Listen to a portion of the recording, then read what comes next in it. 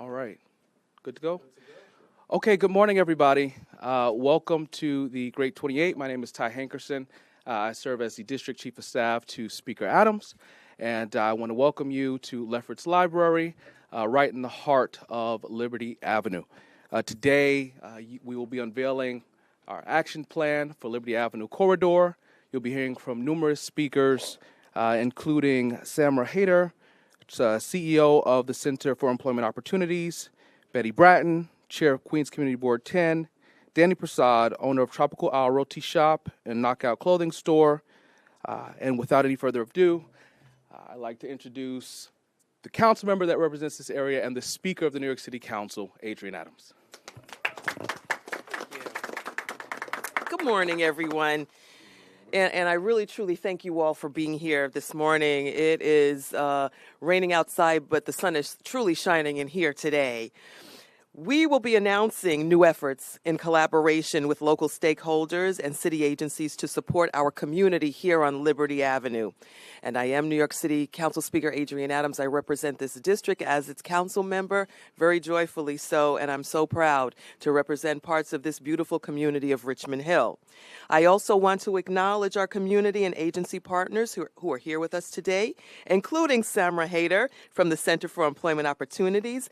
I say Betty Brayton, our amazing chair of Community Board 10 and longtime partner, and Danny Prasad, owner of Knockout Clothing Store and Tropical Isle Roti Shop and Bakery, a community institution, I might add. We're also joined this morning, or will be joined this morning, Rohan Nareen from Chaya CDC, our local small business owners and representatives from the NYPD, and other city agencies that we've been working very closely with on this new initiative. Of course, I want to recognize, the efforts and leadership of my District Chief of Staff, Ty Hankerson. Ty has been on the ground speaking to our local stakeholders and leading my district office's work to address the challenges facing our neighborhoods. So thank you, Ty, for your efforts. Just a few steps from this library branch at Liberty Avenue and Lefferts Boulevard, you will see the sign for Little Guyana Avenue, which we were so proud to install just a few years ago. And just a short walk from here, you'll also find the sign for Trinidad and Tobago Street. Liberty Avenue is the heart of our diverse and vibrant Richmond Hill community. This important corridor is home to both longtime and new small businesses that exemplify what makes our community and this borough so very special. From the annual Pagua Parade to the Little Guyana Votes Festival and more, Liberty Avenue is the focal point of countless community celebrations, events, and festivals. This corridor is so vital to the social and economic fabric of our community life, but it still faces a multitude of challenges that impact our small businesses, our residents, and pedestrians along Liberty Avenue. Sanitation and the lack of cleanliness remains an ongoing issue for this corridor. Our small businesses have consistently dealt with the garbage on the sidewalks and overflowing litter baskets, some of which have been attributed to illegal dumping by nearby households. Unlicensed vending has also been a concern, especially when it hinders access to our sidewalks and streets, particularly for older adults and people with disabilities. Addressing these quality of life issues for the long term requires all of us as a community working together to advance solutions. And that's why today I'm proud to announce an action plan to improve the quality of life and confront the long-standing challenges affecting our community here along Liberty Avenue. The first part of this plan is securing city funding to provide additional cleanup services along this corridor.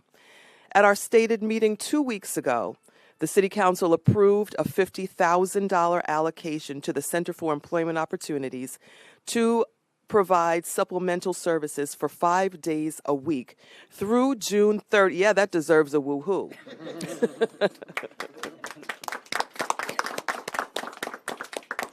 So this supplement will provide services for 5 days a week through June 30th, which is the end of the fiscal year. But my office will indeed pursue funding for the next fiscal year as well to continue this important service at least 3 times a week along Liberty Avenue. We're also proud to have launched a new interagency task force, which includes the Department of Sanitation, NYPD, and the Department of Consumer and Worker Protection to enforce city regulations on vending and ensure our sidewalks are accessible to everybody. To aid this effort, we're teaming up with Community Board 10 to request that the Department of Transportation install no standing signs along Liberty Avenue for parts of the day to finally ease congestion. We're going to ask the Department of Sanitation for additional street sweeping as well. In partnership with the Queens Chamber of Commerce, my district office will work alongside other stakeholders to provide educational workshops for our local small businesses so that they have the support and resources they need to thrive. And finally, efforts are well underway to explore the establishment, finally. We've been talking about this for years, but efforts are well underway to finally work on and have an establishment of a new Merchants Association for Liberty Avenue right here in the Great 28. Long time come. We've engaged in productive conversations with the Queens Chamber and others to chart a path forward. This Merchants Association will help promote our neighborhood businesses and share resources to ensure we can all succeed in District 28. This is the type of comprehensive and coordinated partnership that is needed to tackle these challenges in our community. It will require sustained focus and resources, but working collaboratively, I'm confident it will make a positive difference for everyone who calls this community home. This work is not possible without all of you, so I am grateful for your consistent support and partnership. I thank you all for being here today for this important announcement, and I'm going to turn it back over to Ty to talk more in detail about this plan for Liberty Avenue. Thank you. All right. Thank you, Madam Speaker. I think the speaker pretty much covered the entire plan. But just to reiterate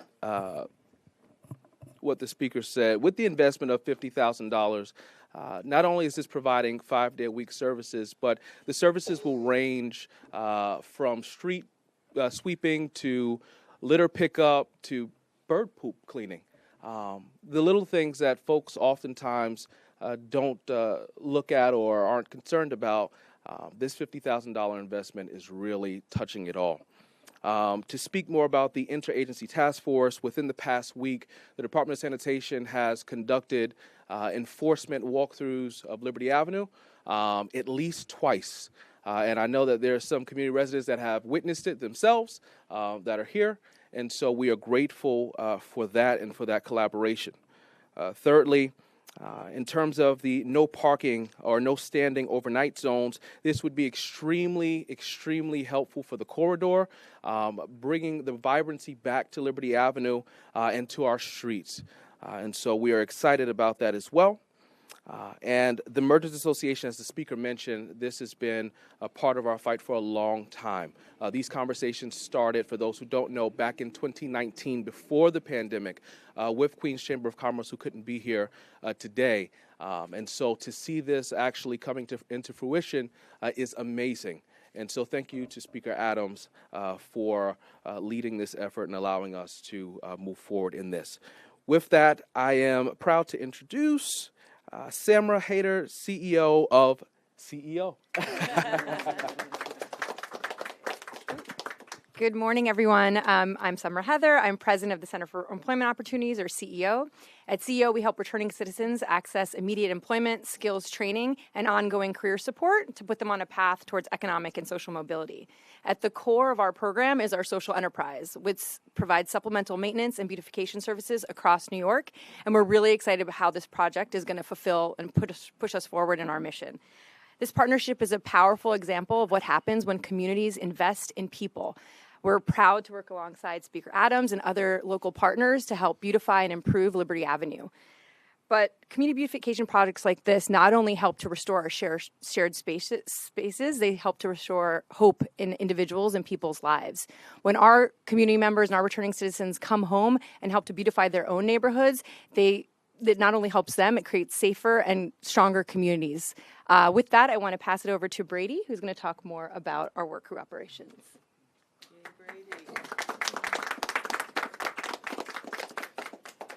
Good morning, everyone. First of all, thank you to Speaker Adrian Adams for your powerful leadership and for bringing us together today. It's truly an honor to be here as we announce the launch of this new crew worksite with the Center of Employment Opportunities. My name is Brady Temple, and I serve as the Regional Social Enterprise Manager as CEO. I oversee all of the crew work sites across the 5 boroughs, and I'm joined by our 5 participant crew and their site supervisor, Kasim Cox.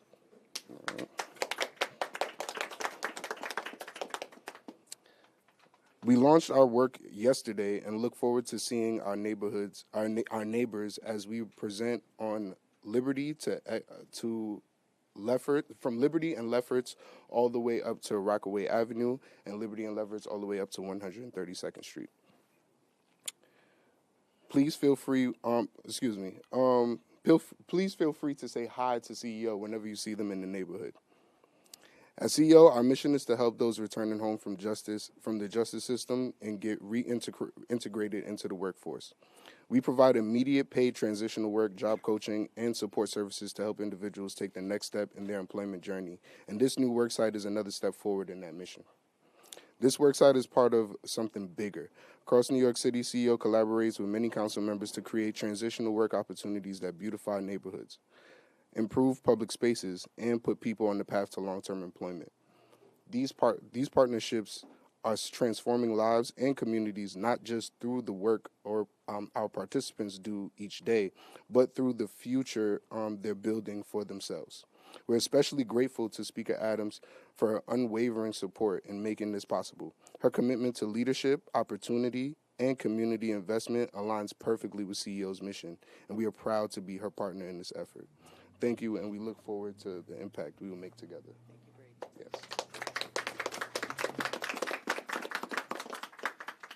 Thank you, Brady. I do want to take a moment to thank Queens Public Library, particularly the Lefferts Library branch and the branch manager for hosting us today. They've also been our co-office for many years. They have. So for those who don't know, for many years, since the speaker was elected in 2017, we've had a mobile office right here at Lefferts Library providing legal services and constituent services to residents along Liberty Avenue and the Greater Richmond Hill area.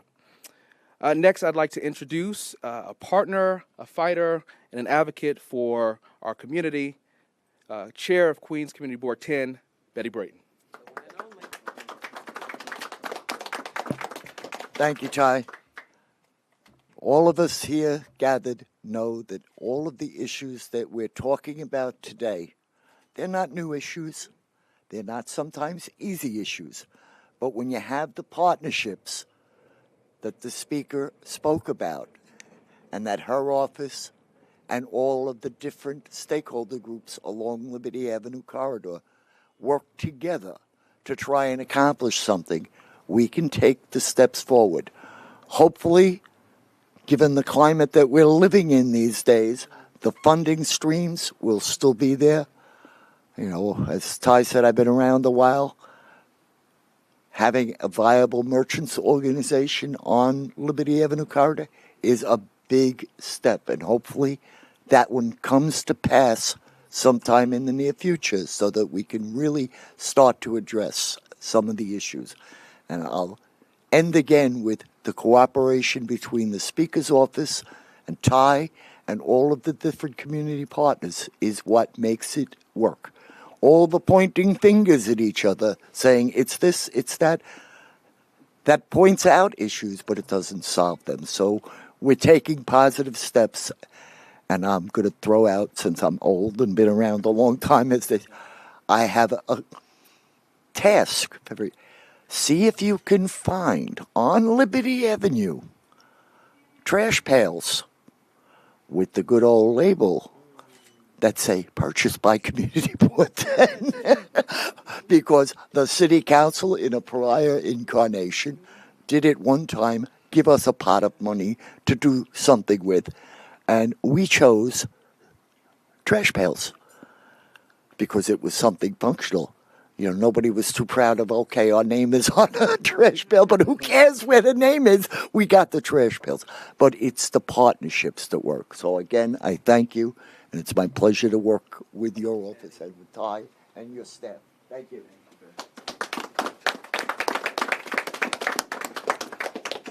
Thank you, Betty, for highlighting the continued work and for being a legend. Next, I'd like to introduce one of our local business owners here on the Liberty Avenue corridor, Mr. Denny Prasad. He is the owner of Tropical Owl Roti Shop right on the corner here, as well as Knockout Clothing Store right on the other corner. And so, without any further ado, Mr. Denny Prasad. Good morning. Damn, Ty. Thank you for having me. It's a pleasure to be here. So my name is Danny Prasad. I'm the owner of Tropical Owl Roti Shop and Bakery on this corner, which I've owned for 4 years, and Knockout Style Boutique on the other corner, which I just took over about a month ago. You should come check it out. I've seen the value of operating a business on this corner for decades. I've lived here, well, I used to live here since 1986 when I migrated from Guyana. I went to John Adams High School. My parents still live on 132nd Street. So every single item that the speakers brought up, it's big issues. Well, nervous. Big issues that our business owners go through every day. The cleanliness in the community, it's disappointing to see the way trash is thrown about everywhere here, and no one does anything about it besides the business owners themselves coming out and sweeping it up. The illegal vending, obviously, we know about, we talked about. There was some enforcement this past week, which was great, but they continue coming, and I hope this new initiative helps move it forward. I want to thank you, Ty, for walking the streets and actually doing something to help us out. And that's all of us, me and a lot of my local fellow merchants in the area. You know, these guys, they pay no taxes, they pay no insurance, they don't hire any local community employees. You know, our property taxes, our insurances, everything goes up every year, and these guys don't care. No, they have no cost, you know. So I speak for most of the merchants on the corridor when we say thank you for the efforts you've put forward, for the enforcement and the commencement of these programs. We look forward to working with you guys. And like we said before, you know, let us know how we can help to help these initiatives move forward. I look forward to see how these improvements in our small part of New York City help improve the little Guyana community and the Liberty Avenue corridor. Thank you.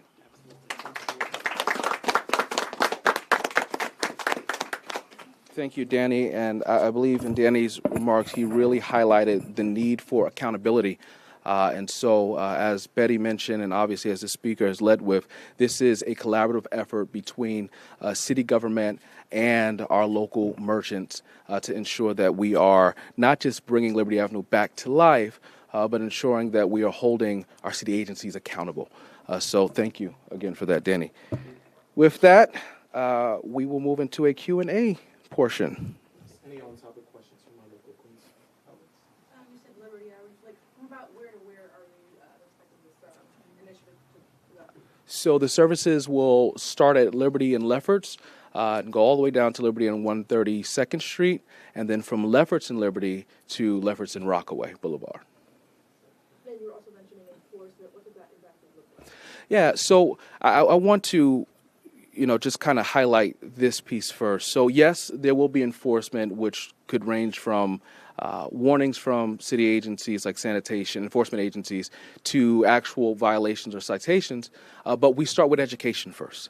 And so, one of the things that we believe is necessary is for city agencies to actually give our local businesses the resources that they need, letting them know this isn't allowed or this is allowed so that no one is in the dark. Okay, so I wanted to ask, is there a possible timeline or anything that you want to tackle first within this 5-point plan? And can you just reiterate, because I believe you had said some of the trends? So I just wanna know. Yeah. So CEO, they started yesterday. So thank you all. But we're really starting with, to that point, the cleanup services first, the supplemental cleanup services first. Immediately after, we'll be going into, well, we actually started the enforcement phase as well. But immediately after, we'll be having further conversations about the Merchants Association. Chaya CDC is represented here, Rohan Nareen. They're also partners with us. They've been working on a Merchants Association for the Greater Richmond Hill area, so we're in collaboration together. But all in all, this will all play out as one beautiful picture. And then regarding the merchants organization, do you have an idea of how many businesses would be involved within this organization, or how that would work in terms of picking the merchants and things of that nature? So we're still in the phase of applying. So we don't have an answer on that yet, but we would hope that all of them would participate. That's the hope.